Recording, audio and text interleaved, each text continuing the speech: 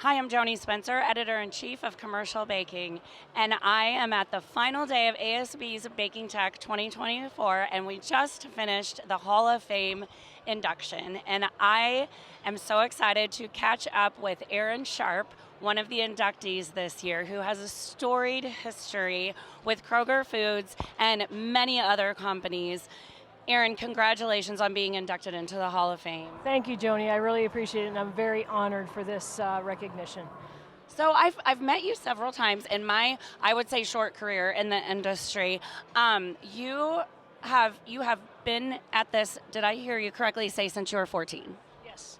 Yes, I started working in a family grocery store, which is now a large grocer in Canada, and went to school, got my science degree, and then jumped into the food industry right out of college. That's awesome. And so I would say, I would call you a glass ceiling breaker. It's so awesome to see a woman have such a successful career in a male-dominated industry and then reach the pinnacle by being a Hall of Fame inductee. We've got a lot of women coming into this industry who are now going to look up and see you. What do young women in the baking industry need to know? Like, what's the key to persevering to get to that pinnacle? You know, I didn't face a tremendous amount of opposition growing up, but I also didn't look for ways that I was different.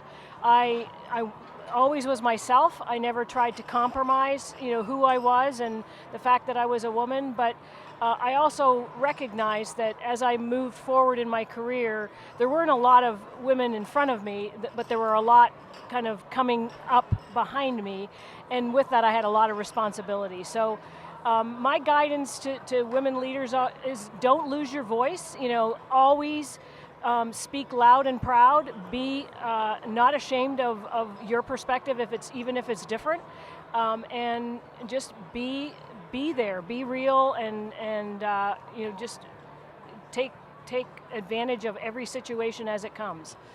Erin, that is such good advice, and you are someone who has always been authentically you and persevered and became very successful. And so I just want to thank you for your leadership.